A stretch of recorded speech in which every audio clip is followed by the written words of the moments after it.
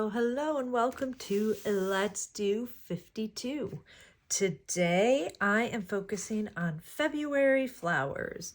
We have our prompt list. If you're wanting to join in on the Let's Do 52 challenge, you are not too late. Just go ahead and follow the link that I've attached here in the YouTube video. By the time we're done, my friends, we're going to have 52 cards, or if you're doing an art journal, you're going to have 52 pages, right, of beautiful artwork. And so we're into February now. We have February flowers. And the reason I chose February flowers, we went to visit my son for parents' family weekend at college, right?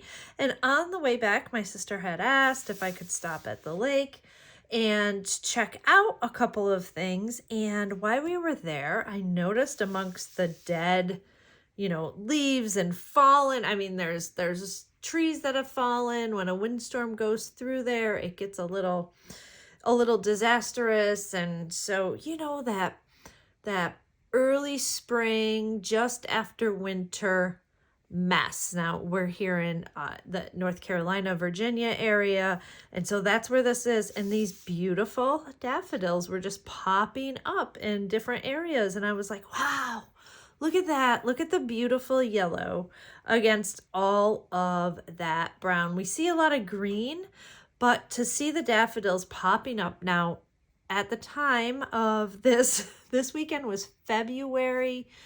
When we saw this, it was February 4th, right? So the first weekend of February, and the daffodils were already popping up. And so that has inspired me for our card for today, along with some continuous line drawing, because I want to teach you a technique as well, right? When we're working on these, the reason we work small, whether you're working ATC size or in your journal or however, it's in these techniques, in these tutorials, I want to teach you a quick little, art lesson, a technique. And today is continuous line drawing. It is one of my favorite ways to loosen up, and we're just going to pump it up a little bit. I don't know exactly what's going to happen on my card, but come along with me and let's create. So I did grab a couple other images just because when I contour line, and what that means is, and the best thing to do is use a marker. You can use a pencil and then trace, but to start with, I do want you to grab like some scrap paper or whatever and kind of play with continuous line drawing, which means you put your pen down on your paper and you draw what you see, and you never lift up your pen, okay? So you are never lifting up your pen. So you need to figure out how you're going to kind of show your element, the actual subject of your card, with a continuous line drawing. Again, grab some scrap paper, grab a Sharpie or your favorite marker. I love using Tombows for this in all different colors. It's just a great way to loosen up and free your mind. By the time you'll become so addicted to it, you may just create yourself a whole field of wildflowers. So the daffodil, the narcissus, right? I love this book. For quick reference, I picked it up just, for $12, The Complete Language of Flowers. It is not your typical go-to. We definitely didn't use this in homeschooling to study flowers. It gives symbolic meanings and for folklore facts kind of thing. But some things that I saw in here, and the one thing that I feel like the thing about the daffodil is it bursts up. It makes its way through all of that leftover dead debris of winter, right? To shoot its beautiful, bright, shiny self. And I just love it. And it's, you know, it talks about excessive self-love, about faith, about new beginnings, the promise of eternal life, renewal, self-love, simple pleasures, right? The daffodil is not a very complex flower. And so I just kind of grabbed some things for reference. Now, if you go for a walk, grab, you know, some actual flowers or some faux flowers, any of those. I've made a bunch of backgrounds, right?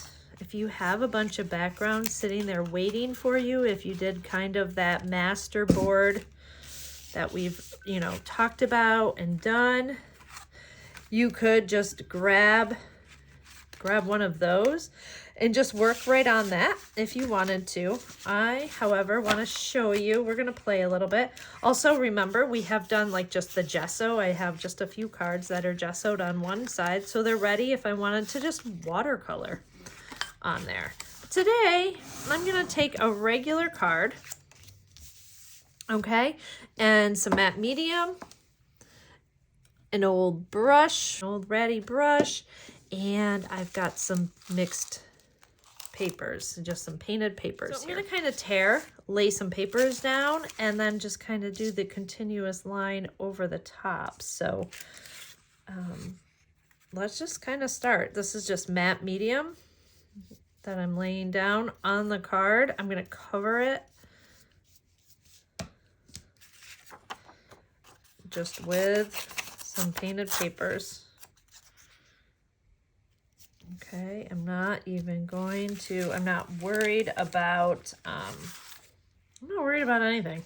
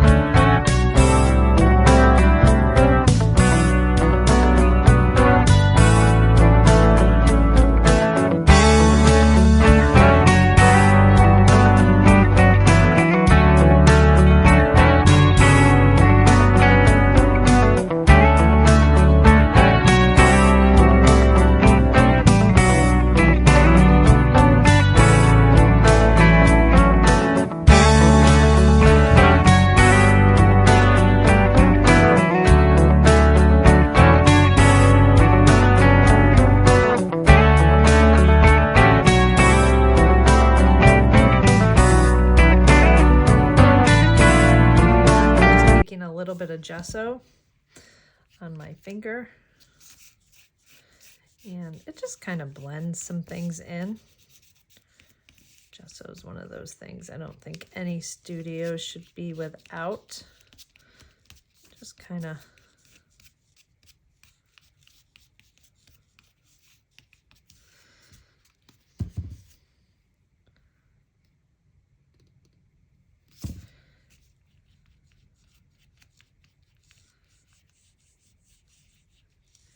giving a little bit of area.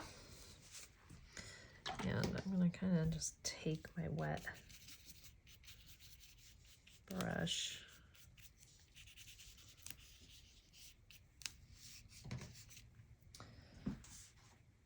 And the beauty of gesso is if you don't quite want all of that, right? But I've got a nice kind of neutral background now. I'm just going to dry that a little bit more. I'm just going to cut off my edges here. Look at that. But I'm going to practice instead of going straight onto my paper, right? So I'm going to practice just a little bit. And say I look at, I mean, I don't have to do any of them exact, but we'll start with this one just because I have it. And so I'm gonna go up and down. And then I'm gonna come over here. That's gonna be kind of my, all right. And I'm just going to, all right.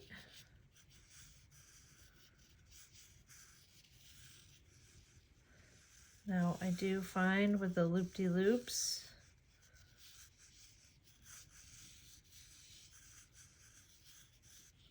there. And I may want to, there are no rules, right? If you so say that you want to bring that down. Now you can see this got a little messy.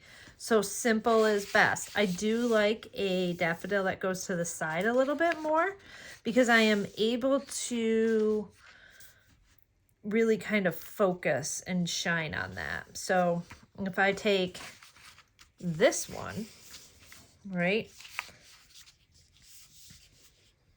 and I come in, and again, I can make my,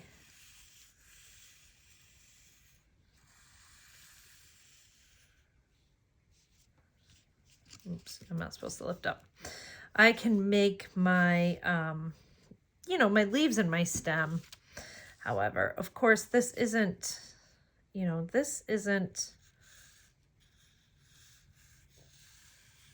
gold. This is just kind of a fun exercise for you to try.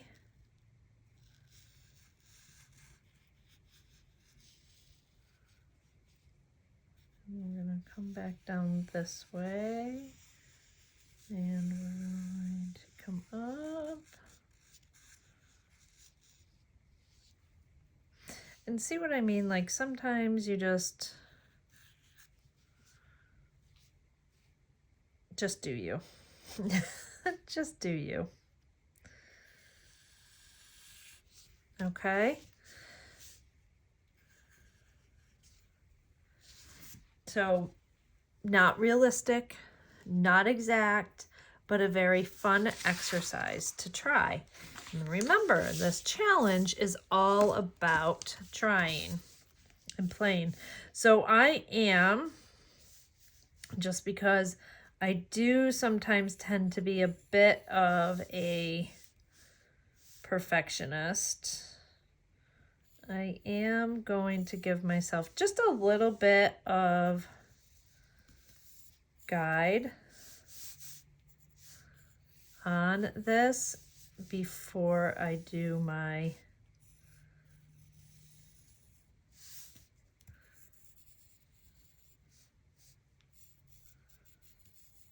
continuous line. Just a little bit of a sketch. So am I breaking a little bit of my own rules? I sure am. But that's okay. Like, you know, I want my card to still look amazing. I'm gonna embrace that. And okay. And so the trumpet tends to be here and then come in. I think I'm gonna go with a little bit of a thinner line and use my Tombow. It's just a little bit thinner, and I don't have any more water or anything I'm going to put on this, because if I did, this would activate. Tombow markers are going to activate. The Sharpie won't. But the only thing I'm going to do is put some words, because I have words. My one thing I have going on is I do have words kind of happening throughout my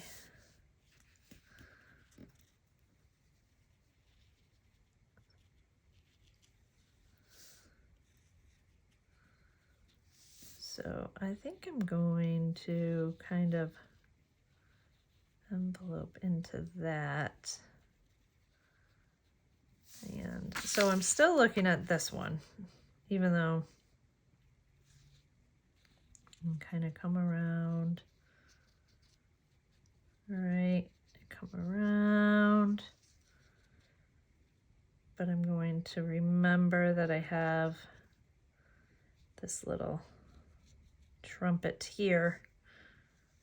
And I do want to, so I cheated a little bit. That's gonna be okay. Do you guys forgive me? We're gonna add a little stamina there. And we're gonna bring that down.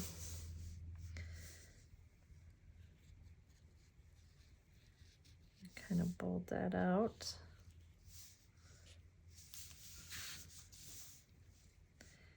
And I just feel like it needs another little something there.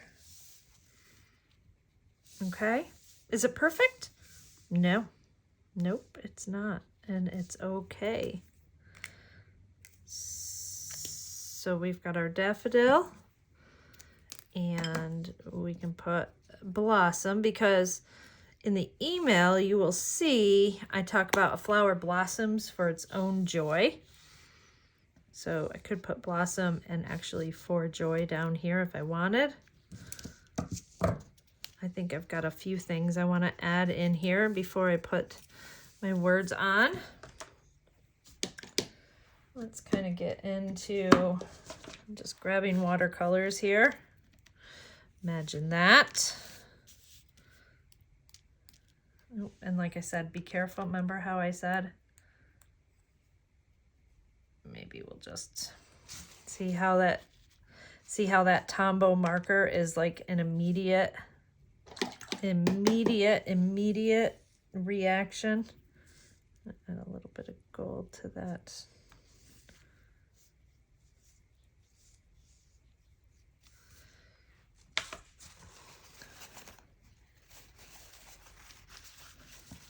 Just a bit of color in there. It's not much. I'm trying not to touch any of the black, because the black, I did it with the Tombow marker, not realizing that I was going to come in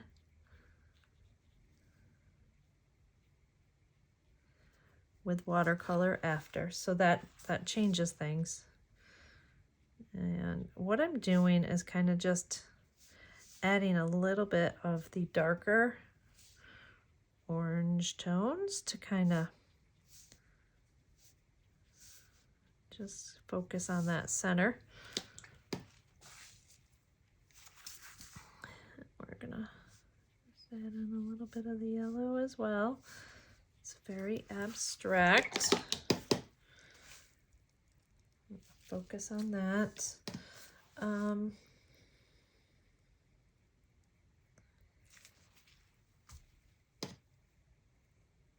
All I have is this dark.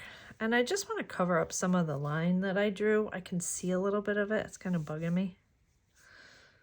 So ever so slightly. I'm just gonna kind of hit a little bit of green there. Because again, I can't like it. All right, I just have dark green to go around the edge. I like my little cards to kind of be finished. Oops, that was kind of...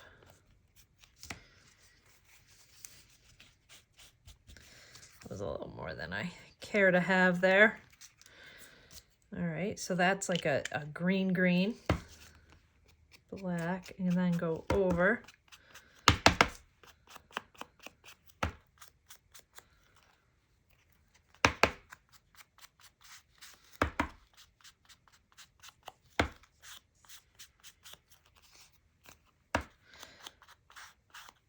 So again, I want to reiterate to you guys that this whole challenge is not always about the finished piece, right? A lot of times it's going to be about your process. What are you learning? You know, what is it that you've discovered on the journey of this little card? Line drawing, that's all it is.